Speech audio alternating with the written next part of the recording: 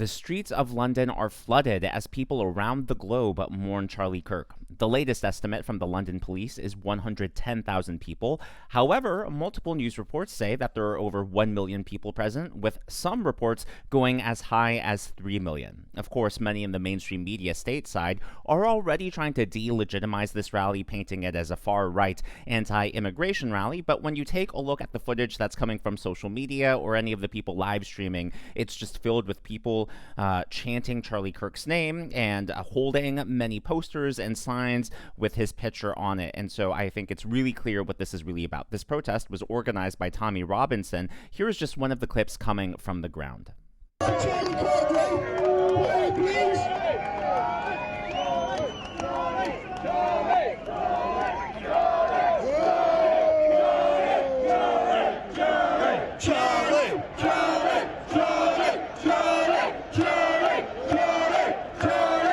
In another section, they broke out into song as they were marching down the streets.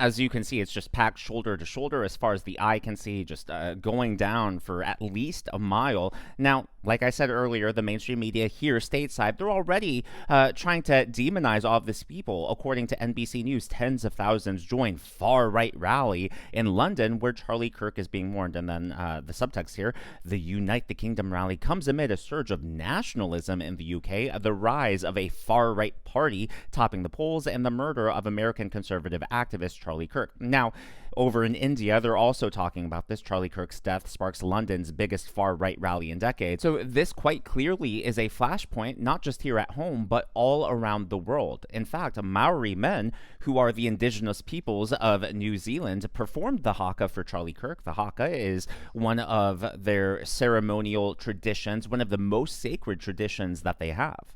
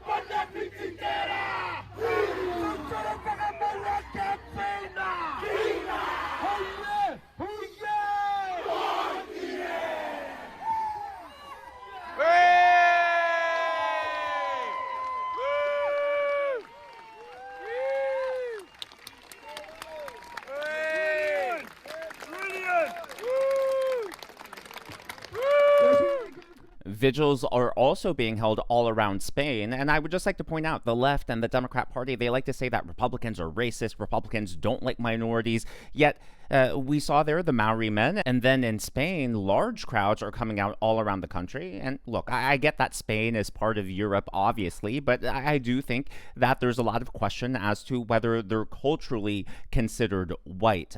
But take a look at this vigil in Spain.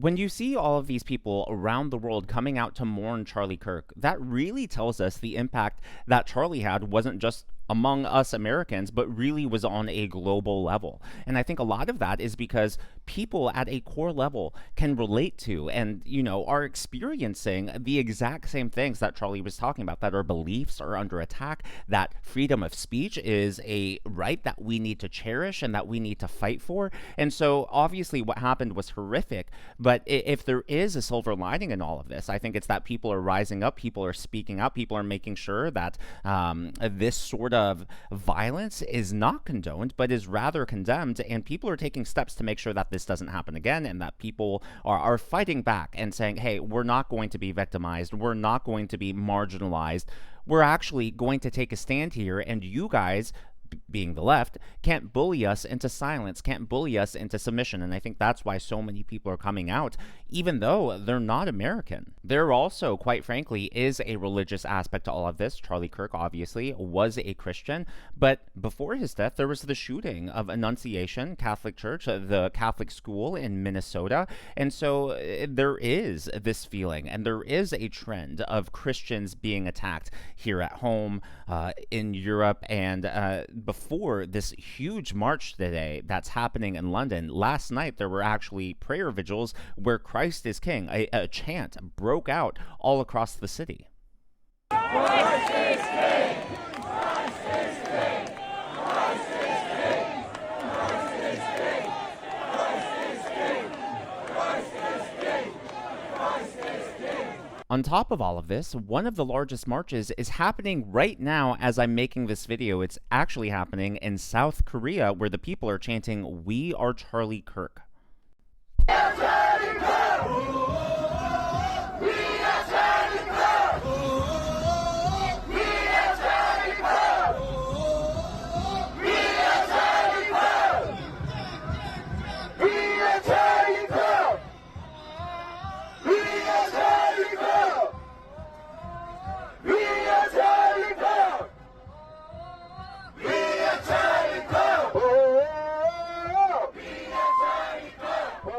Yeah, just incredible footage coming from around the world. I would not be surprised if this continues to spread and catch on like wildfire. Now, it's one thing for people to organize these vigils and demonstrations and marches, and obviously I'm not trying to diminish any of that, because this is powerful and people are coming together, people are mourning and also celebrating the life and gift of Charlie Kirk. But what's also powerful is it's not just these vigils that are being organized. There are remembrances organically, spontaneously happening just in everyday public life. So there's this artist, I actually never heard of him, but his name's Gavin Adcock, and in the middle of his concert, the crowd spontaneously just started chanting Charlie Kirk.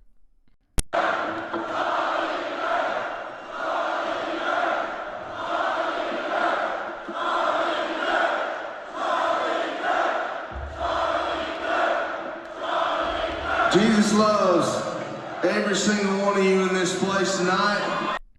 Obviously, just people all around the country, all around the world have been moved and affected by Charlie Kirk's life. You know, everyone keeps talking about the irony of Charlie Kirk being shot right as the guy who was debating him asked about transgenders and gun violence, right? And I mean, obviously, that is ironic in a way, but to me, the larger irony is that the assassin was attempting to silence Charlie Kirk. He was attempting to put an end, or at least a road bump, on this movement. And if anything, he seems to have poured fuel on the fire, and he's created countless more Charlie Kirks who are speaking up in their everyday lives, who are standing up for what they believe in, who are standing up for free speech, standing up for religion. And it's, I think, inspiring to see all of these people coming out here. Now, this is beginning to terrify the left. That's not just something I put in my title. And a lot of online influencers, even those who traditionally have in the past voted for Democrats, are saying, whoa, something is happening here. There is a tide shifting. But before I get into that, I would like to acknowledge Shannon Miller, Bart Denny, Bob Paul, SMDB 6 Foot, USMC Carr, and Dave Dunville as the members of today's Governors Club. These are people who give tips and super thanks to the channel. I am so appreciative and thankful for you, and I'm glad that you enjoy. Well, again, the left has long believed that they have had a monopoly on race. Obviously, last year, President Trump made inroads, historic gains among Hispanic voters, Black voters, Asian voters. And it appears that that trend is continuing as more and more minority influencers are saying, we're actually waking up to what the left has been doing because of this Charlie Kirk situation. Man, I'm gonna go ahead and say it, dog. Hey, Democrats, man, y'all cooked, bro. I'm talking about, man, I be looking at my news feeds, man. I posted that out, black and white conservatives coming together. Man, I had Asians coming in that thing. Latinos coming in that thing. I even think I seen like an Armenian American or something. Blur, listen, man. Cooked. Y'all cooked. Extra crispy. No batter. Y'all might want to just start all the way over. Like, just go ahead and sit out for these little 20 years. Let the people get back, back where they want to be, and forget that y'all snakes, and then y'all try to sneak back in. But as of right now, the Latino community, Asian community, black community, white community, Romanian community. Dog, I done had Filipino Americans in my inbox telling me they with it too. It's over. Filipino Americans represent. If you are one, leave a heart down in the comments section below. But I think, we've just been seeing more and more videos like that going viral. And when you see the reaction of the left, MSNBC or MS Now, whatever the heck they're called now, when you saw their hateful reactions in the immediate aftermath, even before we knew the status and Charlie Kirk's condition, they were already demonizing his legacy and just spewing lies about him on air. You see the people, professors, the PR people apparently for Apple, you see them celebrating online, and it really draws a line in the sand, and it makes people question, what side do I want to be here on here? Like, do I really want to align and associate myself with people who are openly celebrating death, even if it's someone that I disagree with? This really is, I think, a wake-up call for a lot of people, even those who don't traditionally consider themselves conservatives. So a few days ago, I made a video about how the moment of silence for Charlie Kirk at the House of Representatives just devolved into chaos. They attempted to do that, and then Lauren Boebert of Colorado asked for a prayer, and then the Democrats started screaming no and booing. If you missed that video, you can go back and see it. And a similar thing happened at the EU Parliament, right? They requested a moment of silence. It was denied, and despite the fact that it was denied, people stood up in honor of Charlie Kirk. Even as the Parliament tried to continue moving forward, they said, hey, we're just not going to participate, and we're going to give our moment of silence. So obviously this is spreading through Europe, but apparently over in Poland, Polish representatives actually stopped, and they did have a moment of silence in recognition and remembrance of Charlie Kirk. It's a tribute for Charlie Kirk. Niestety czcimy jego pamięć chwilą ciszy.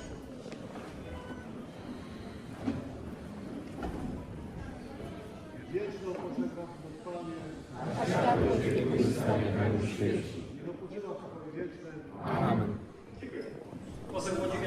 So obviously there is a movement here, and I don't think we're going to quite know the impact of all of this, maybe until the dust settles, whether that's a few days, few weeks, or even months or years from now. But I think history will look back at this moment, and it really will be a turning point in our history. Last but not least, at one of the vigils, and this happened stateside yesterday, they broke out in song, and they've been breaking out in a lot of songs, but one of my favorite hymns is God Be With You Till We Meet Again. And for those of you who've been with the channel for a while, you know that music has a special place in my heart, and so I just wanted to share this with you because it touched me, and I hope it touches you as well.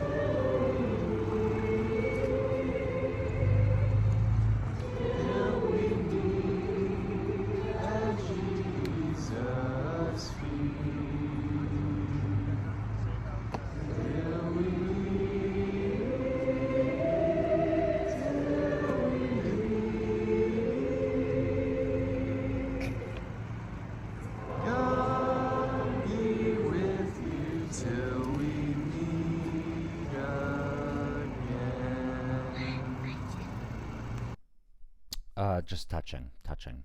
As always, though, all of this is just my analysis and commentary. That is what's going on in the world of politics from my point of view, and I would love to hear from you. So, the crowd in London. Let us pull that up again. Here is a different angle of the same crowd. Again, the official estimate from the London police is 110,000 people. I've seen estimates from various news organizations, not any of the huge mainstream ones, but still large enough, like Express UK, Express India, and they're saying like 1 million people. I've seen a few people say up to 3 million people. So what is your estimate for this crowd size? As you can see, it just keeps going on and on and on. And this video, by the way, just to give you reference, goes on for about 2 more minutes from like right now, 2 minutes and 6 seconds. It just keeps going, going, and going. So with that being said, what is your estimate for the crowd size? And by the way, I know I have a lot of cops, people who work security, military.